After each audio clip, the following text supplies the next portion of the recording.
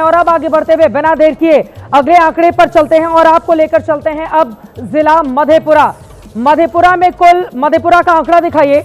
मधेपुरा में कुल आती हैं 4 सीटें और मधेपुरा का यह हिस्सा बता रहा है 4 सीटों में से 2 पर एनडीए, 1 पर महागठबंधन और एक ऐसी सीट है जो किसी के भी खाते में जा सकती है, यानी कि कड़ी टक्कर मधेपुरा की एक सीट पर दिखाई दे रही है। वो महागठबंधन के साथ भी जुड़ सकती है, वो भारतीय जनता पार्टी गठबंधन के साथ भी जुड़ सकती है। मधेपुरा की 4 में से 2 एनडीए, 1 पर महागठबंधन, 1 पर कड़ी टक्कर दिखाई जा रही है। और अब आगे बढ़ते हुए सबसे ज्यादा चर्चित जिले सिवान की बात करेंगे। सिवान आप देखिए, मोहम्मद शहाबुद्दीन का एक वक्त पर गढ़ रहा था। सिवान में कुल 8 सीटें हैं, महागठबंधन 5 पर। सिवान में महागठबंधन 5 पर बढ़त बनाए हुए है। एनडीए सिर्फ 2 सीटों पर यहीं पर जाकर ओसामा को लेकर, जो कि आरजेडी के कैंडिडेट हैं, शहाबुद्दीन के बेटे हैं, उनको लेकर योगी आदित्यनाथ की ओर से तंज कसा गया था कि नाम में ही जब ओसामा है तो करनी इनकी किस तरीके की होगी। उस सिवान में आप देखिए, जो उत्तर प्रदेश से सटा हुआ बिल्कुल हिस्सा है, उस सिवान में महागठबंधन 5 पर, एनडीए 2 पर और सिर्फ 1 सीट ऐसी है जिस पर कड़ी टक्कर इस वक्त देखने को मिल रही है। अब जरा सिवान में मंगल पांडे जो स्वास्थ्य मंत्री रहे थे, उनको भारतीय जनता पार्टी ने उतारा था मैदान में। जल्दी से स्वास्थ्य मंत्री का क्या स्वास्थ्य है आंकड़ों के गणित में, वो भी आपके सामने रखते हैं। तो मंगल पांडे सिवान में भारतीय जनता पार्टी के कैंडिडेट, और अब जल्दी से बताइए हारे हैं या जीत रहे हैं मंगल पांडे, जिनको लेकर, और मंगल पांडे हारते हुए नजर आ रहे हैं। मंगल पांडे स्वास्थ्य मंत्री रहे, वो हारते हुए नजर आ रहे हैं। सिवान में मंगल पांडे को चुनावी मैदान में, अपने तमाम दिग्गजों को चुनावी मैदान में भारतीय जनता पार्टी की ओर से उतारा गया और मंगल पांडे सिवान से भारतीय जनता पार्टी के बड़े चेहरे हैं, वो हारते हुए नजर आ रहे हैं। मंगल पांडे के ऊपर प्रशांत किशोर ने भी तमाम तरह के तंज कसे थे, उनके ऊपर भ्रष्टाचार के आरोप लगाए थे। फिलहाल अब आगे बढ़ते हुए आपको दिखा देते हैं, रघुनाथपुर सीट से ओसामा चुनावी मैदान में थे और ये जीतते हुए नजर आ रहे हैं। मोहम्मद शहाबुद्दीन के बेटे ओसामा, जिनको लेकर भारतीय जनता पार्टी का एक अलग तरह का कैंपेन चला था, शहाबुद्दीन का नाम बार बार लेते हुए। फिलहाल ओसामा रघुनाथपुर से आरजेडी के जो कैंडिडेट हैं वो इस वक्त जीतते हुए नजर आ रहे हैं। तो रघुनाथपुर से ओसामा आरजेडी के आगे चल रहे हैं, बाहुबली शहाबुद्दीन के बेटे हैं वो आगे चल रहे हैं। लेकिन दूसरी तरफ सिवान जिले से, सिवान जो विधानसभा सीट है, मंगल पांडे वहां से फिलहाल पीछे चल रहे हैं। अब बिना देर किए अगले जिले की ओर लेकर चलते हैं आपको, और अब बात कर लेते हैं मधेपुरा और सिवान के बाद आपके सामने रखते हैं रोहतास की सीट। रोहतास में देखिए, रोहतास के पत्रकार बता रहे हैं, रोहतास में कुल 7 सीटें आती हैं, एनडीए 1 पर, महागठबंधन 3 पर, जबकि 3 पर रोहतास में कड़ी टक्कर इस वक्त देखने को मिल रही है।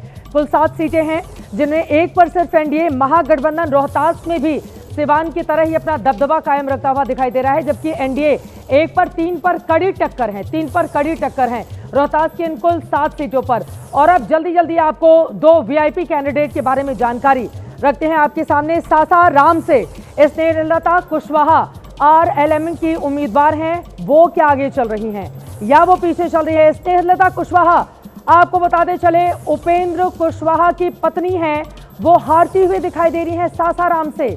सासाराम से कौन बनेगा मुख्यमंत्री का कार्यक्रम भी हमने किया था, वहां पर बीएसपी के उम्मीदवार ने बहुत हंगामा करने की कोशिश की थी हमारे कार्यक्रम में, क्योंकि ये कहते हुए कि हम बड़े दमदार कैंडिडेट हैं। फिलहाल स्नेहलता कुशवाहा सासाराम से, उपेंद्र कुशवाहा की पत्नी हैं, वो फिलहाल हारती हुई नजर आ रही हैं। इनके ऊपर बाहरी होने के आरोप स्थानीय नेताओं की ओर से लगाए गए थे कि बाहर से लाकर कैंडिडेट यहां पर क्यों दे दिया गया है। और अब आपको लेकर चलते हैं करघर। रितेश पांडे जनसुराज के हैं और करहर से हारते हुए नजर आ रहे हैं रितेश पांडे। आपको बताते चले, करघर जो कि गृह क्षेत्र है इनके मुखिया, जनसुराज के मुखिया प्रशांत किशोर का, वहां से रितेश पांडे जो सिंगर भी हैं, एक्टर भी हैं, वो चुनावी मैदान में थे। लेकिन ये सीट जनसुराज जो वीवीआईपी सीट एक तरह से रितेश पांडे के आने के बाद बन गया था, लेकिन यहां से रितेश पांडे हारते हुए नजर आ रहे हैं। जनसुराज के भोजपुरी फिल्मों के एक्टर हैं, गायक हैं। पत्रकार पोल में इस सीट पर बीएसपी जीत सकती है। करघर सीट कहा जा रहा है, पत्रकारों ने जो वहां से पोल करके हमें भेजा है, इस सीट पर बीएसपी यानी कि मायावती की पार्टी को जीत मिल सकती है। और अब आपको लेकर चलते हैं जल्दी से पत्रकारों के एग्जिट पोल में औरंगाबाद भी अपने आप में बेहद महत्वपूर्ण सीट है, क्योंकि कुल 6 यहां पर विधानसभा की सीटें हैं, वो आंकड़े भी आपके सामने रखते हैं। औरंगाबाद में कुल 6 सीटें हैं। यहां पर देख लेते हैं कि किसमें कितनी बड़ी टक्कर और कौन यहां पर आराम से जीता हुआ नजर आ रहा है। अपनी इस बड़ी सी स्क्रीन पर औरंगाबाद के आंकड़े आपके सामने रखेंगे और औरंगाबाद में आप देख रहे हैं 6 में से 2 पर एनडीए। महागठबंधन 3 सीटों को जीता हुआ नजर आ रहा है, कड़ी टक्कर एक, यानी कि औरंगाबाद में भी महागठबंधन का दबदबा इस वक्त देखने को मिल रहा है। औरंगाबाद अपने आप में काफी महत्वपूर्ण, यहां पर भी बड़े बड़े दिग्गजों ने जाकर कैंपेन किया था और यहां से भी आप देख पा रहे हैं औरंगाबाद में किस तरह से दबदबा कायम रखा हुआ है। और अब आपके सामने रखते हैं वीवीआईपी, वो चेहरे जिन्होंने पूरी ताकत झोंकी थी। नबीनगर ये वो सीट है जहां से चेतन आनंद चुनावी मैदान में, चेतन आनंद ने 2020 का चुनाव आरजेडी के टिकट पर लड़ा और जीता भी था, लेकिन फिलहाल यहां पर नबीनगर से पाला बदलकर जेडीयू में आने वाले चेतन आनंद जीतते हुए दिखाई दे रहे हैं। बाहुबली आनंद मोहन के आप बेटे हैं, इनकी मां भी सांसद हैं जेडीयू से। चेतन आनंद ने 2020 में आरजेडी के टिकट पर चुनाव लड़ा था, लेकिन फिलहाल नबीनगर से जेडीयू के उम्मीदवार चेतन आनंद जीतते हुए नजर आ रहे हैं। और अब आगे बढ़ते हुए रखते हैं आपके सामने अरवल। हालांकि अरवल छोटा जिला है, कुल 2 ही सीटें यहां पर आती हैं, लेकिन अरवल में क्या स्थिति है अरवल में देखिए। अरवल में अभी 0 पर एनडीए है, 1 पर महागठबंधन और 1 पर कड़ी टक्कर दिखाई जा रही है अरवल की इन 2 सीटों पर। तो पत्रकारों का ये जो एग्जिट पोल है, ये कल के एग्जिट पोल के हिसाब से अभी तक उलट दिखा रहा है। अब तक तकरीबन 10 जिलों के आंकड़े हमने सामने रखे हैं और 10 जिलों में आपने देखा कि ज्यादातर जगहों पर, और ये जहानाबाद में 3 सीटें हैं, 1 पर एनडीए, 1 पर महागठबंधन, 1 पर कड़ी टक्कर दिखाई दे रही है, यानी कि यहां पर मुकाबला बराबरी पर है। तो अब 10-11 हमने तकरीबन आंकड़े आपके सामने रखे। नवादा कुल 5 सीटें हैं, एनडीए 1 पर, महागठबंधन 4 पर।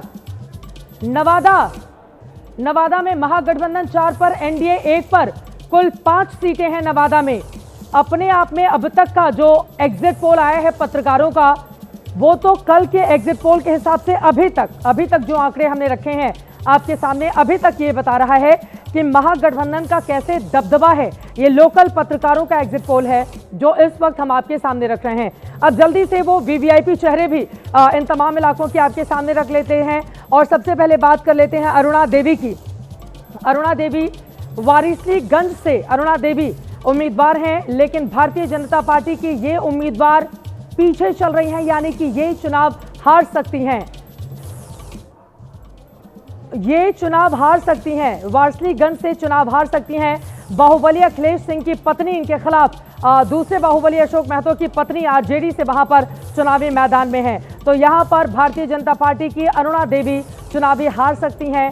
ये बड़ी जानकारी, बड़ी खबर निकलकर सामने आई है। तो कुल मिलाकर अब तक तकरीबन 11 जिलों के आंकड़े आपके सामने रखे हैं और इन 11 जिलों में आप जल्दी से अक्षत गोयल आपकी टिप्पणी लेते हुए, अभी तक के ये एग्जिट पोल तो बता रहे हैं दबदबा देखने को मिल रहा है महागठबंधन का, या तो वो टक्कर दे रही है और या तो वो एनडीए के मुकाबले कहीं ज्यादा आगे नजर आ रही है। इसमें हम लोग को ऐसे भी देखना चाहिए, आपने जो भी मैक्सिमम अभी डिस्ट्रिक्ट दिखाए हैं, जहानाबाद हो गया, औरंगाबाद हो गया, भोजपुर का हो गया, इन सारे के सारे क्षेत्रों में 2020 चुनाव में और 24 चुनाव में एनडीए हार के आई थी। औरंगाबाद ज़िले के अंदर 6 सीटों में 2020 में एनडीए की 0 सीटें आई थी। तो मैं इसको ऐसे देख रहा हूँ कि पत्रकार भी ये चीज़ देख रहे हैं कि पिछली बार से एक एनडीए यहाँ पर अपग्रेड करने वाली अपना सीट काउंट। भोजपुर में आपने कहा कि एनडीए 2 या 3 सीटों में आएगी, आगे आएगी। मुझे ऐसा दिख रहा है कि पत्रकार भी देख रहे हैं यहाँ से। अब इम्पोर्टेंट बात क्या रहेगी, जो ऊपर वाला क्षेत्र रहेगा, अगर एनडीए वहाँ पर अपना इसके हिसाब से लॉस करती है तो फिर एक कांटे की टक्कर होगी। बट अभी तक जो देखने में लग रहा है कि जहां पर एनडीए की 0 सीटें आई थी वहां पर सीटें आ रही हैं। जल्दी से मैं बता देती हूं, पत्रकारों के एग्जिट पोल में 243 में से 50 सीटों के आंकड़े हमने आपके सामने रखे हैं। 50 में से 14 पर एनडीए और महागठबंधन उससे दुगने पर 28 पर खड़ा हुआ दिखाई दे रहा है। 8 ऐसी सीटें हैं जहां पर कड़ी और बड़ी टक्कर हैं और इसको अगर हम 4-4 में डिवाइड भी कर दें तो भी एनडीए काफी ज्यादा पीछे और महागठबंधन इन 50 अब तक के आंकड़ों में काफी ज्यादा आगे चल रहा है। अपनी बात जल्दी से कंप्लीट करें। मेरा बस पॉइंट यही था कि मैं तो यहाँ पर एक एनडीए का एक अपसाइड ही देख रहा हूँ। इंपॉर्टेंट रहेगा जो तिरहुत दरभंगा वाला क्षेत्र आता है, वहां पर एनडीए कितना अपना सीट बचा पाती है। अगर एनडीए वहां पर अपना सीट बचा लेगी तो एनडीए आगे रहेगी इसके हिसाब से। विप्लेश त्रिवेदी जी, अब मैं आपकी टिप्पणी जानना चाहूंगी। आप खुद वहां के एक बड़े पत्रकार हैं, अब ये जो स्थानीय पत्रकारों का सर्वे एग्जिट पोल है, ये क्या बता रहा है? ये तो महागठबंधन को 50 में से 28 सीटों पर जीत दिखा रहे हैं। अभी अधिकतर जिले जो थे वो शाहाबाद मगध रेंज के इलाके के जिले थे जी। इन्होंने बिल्कुल सही कहा कि उनमें से कई जिलों में खाते भी नहीं खुले थे एनडीए के पिछली बार। उन जिलों में जहानाबाद में खाता खुल रहा है, बक्सर में स्थिति पलट रही है, भोजपुर में स्थिति अच्छी हो रही है, रोहतास में अच्छी हो रही है, नवादा में अरुणा देवी अगर हार रही हैं तो एक दूसरे सीट पर जीत दिखाई जा रही है। तो ये कुल मिलाकर जो एनडीए को पूरे राज्य का जब मिलाया जाएगा तो वो जो बढ़त हो रही है वो फायदे के लिए है एनडीए के।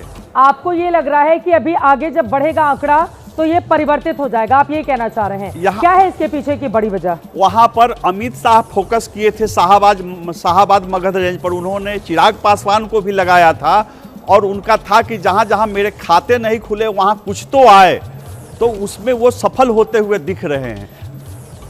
बेगूसराय की आपने चर्चा की है, बेगूसराय में एक और घट रहा है एनडीए। 5 पर महागठबंधन, 2 पर बेगूसराय में एनडीए। पिछली बार भी बेगूसराय में 4 आया था, 5 हो रहा है, 1 बढ़ रहा है महागठबंधन का। तो ये तो एनडीए के लिए खतरे की बात है। वहां पर बड़ा दबदबा चला था चिराग पासवान का, क्योंकि मैंने वहां पर कौन बनेगा मुख्यमंत्री का शो किया था और मैंने देखा था कि चिराग के कार्यकर्ता तो बड़े उत्साहित हो गए थे, लेकिन दूसरी तरफ भारतीय जनता पार्टी के कार्यकर्ताओं में वहां पर मायूसी देखने को मिल रही थी कि ये हमारी सीट थी, उसको चिराग को क्यों दे दिया गया। तो क्या ये उसका नुकसान उठाना पड़ा है वहां पर एनडीए को? एंटी इनकम्बेंसी भी एक फैक्टर है। बीजेपी को अपने प्रत्याशी बदलने का मौका नहीं मिला। बीजेपी को अपने 74 प्रत्याशियों में से अधिकांश को रिपीट करना पड़ा है, जबकि जेडीयू को 57 नए प्रत्याशी चुनने का मौका मिल गया। तो इसका कहीं कहीं बीजेपी ने प्रत्याशी भी बदले तो उसमें भी कुछ चूक हो गई है।